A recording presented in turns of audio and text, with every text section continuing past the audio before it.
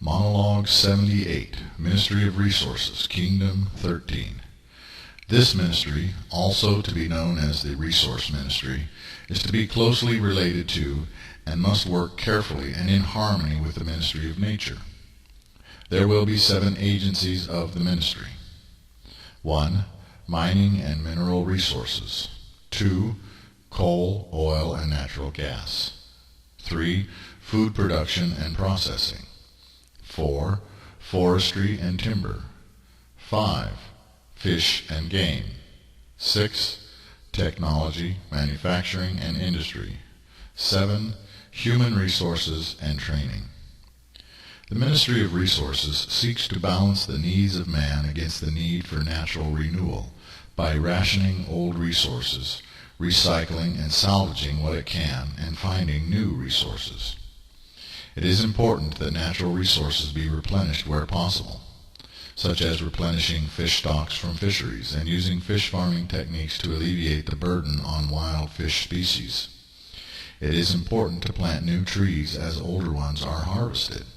It is important that soil health be maintained in order to continue farming for generation after generation, and thereby provide the nation with its own native food supply.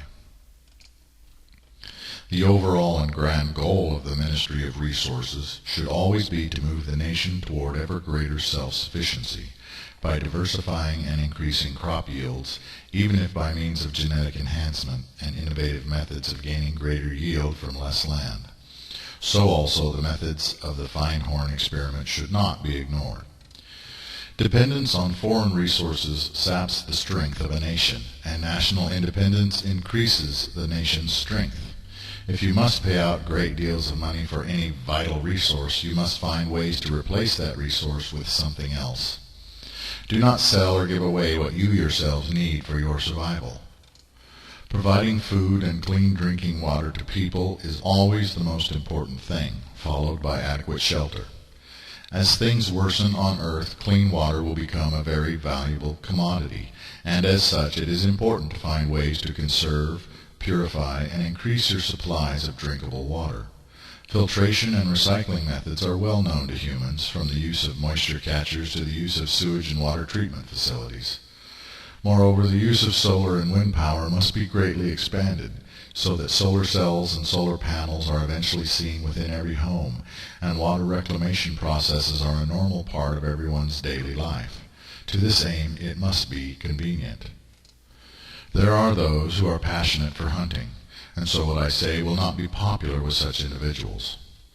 But overall, hunting should be permitted during its seasons for those who are of low income, always to supplement a family's food supply rather than for mere sport. The sport of killing animals demonstrates a tendency toward the psychopathic, in that anyone who enjoys killing and thinks that it is a fun activity to do must examine their soul and spirit very thoroughly. As natural resources become scarce across the planet, as wars increase and populations soar, you must learn how to provide more of what you need to survive for yourselves as a nation and as individuals. Unto the scientists of the faithful nation shall be revealed many things in their due course and time that will enable you as a people to leave planet Earth. Yet, until that time, one of the best things that loyal citizens can do for their country is to have fewer children. It is simply a reality that the greater the population of any nation, the poorer that nation will become. In the first years of the Aryan nation, many people will leave the country. Others will perish in the purge of lawlessness, and still others will migrate into hypothetical Ukrainia, increasing the number of Urians among you. Over time, as you export your faith and your example to other countries, you may find that you are but one of several Urian nations, and, with your support, allied Muslim and Christian states will appear as well. The kingdom alliance will grow stronger, and so you will have trading partners here and there. And no matter where Urian states appear, they are to be considered part of one nation, as parts of one whole, and should work to integrate one with the other as much as that is possible, with a single currency, shared military structures, and a common language. However, you must always concentrate on self-sufficiency, so that you may not remain dependent on any foreign power. Much of what modern people think they need to survive, they do not actually need. Food, water, shelter, basic health care, mutual defense, these are the essentials of material life. Food only needs to provide one with nutrition rather than being fanciful or exotic. And most people in the West can live with a lot less than they consume, and could probably live on just what they throw away. A shelter only needs to hold out the wind and rain and keep one warm in the winter. There is no need for a single person to own multiple cars, a dozen pairs of shoes, or a dozen sets of clothing, neither more than a single home.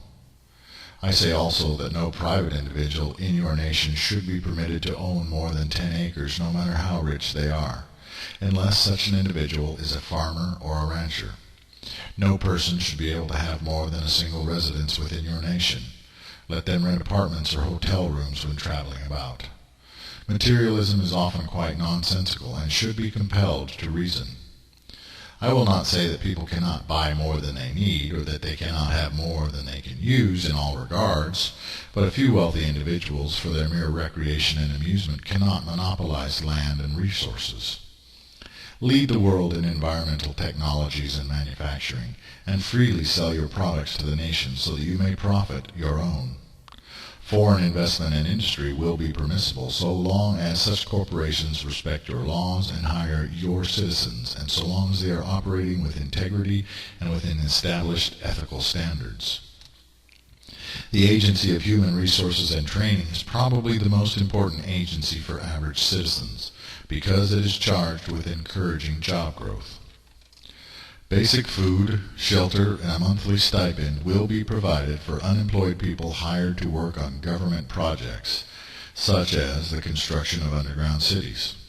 Moreover, this will provide direct on-the-job training to unskilled workers, with certificates given for those who gain skills in specific types of construction, masonry, carpentry, etc. There should be incentives to businesses to hire people by giving tax breaks based on payroll deductions. Those who build the underground cities should also be entitled to carve out their own homes therein, for those who do the work should not be deprived of the benefits. Moreover, the skilled workers should be the inspectors, because if their families are going to live in the underground cities, they are going to want that city to be well constructed and livable. The schooling system of Urionism, as discussed in an earlier section, will create a multilingual workforce with highly diverse skills which can lead to foreign employment. Do not abuse or tyrannize your workforce, but seek to create work that is self-sustaining when unemployment rates rise. This can also take the form of cooperative and communal farming projects, based on the Israeli models thereof.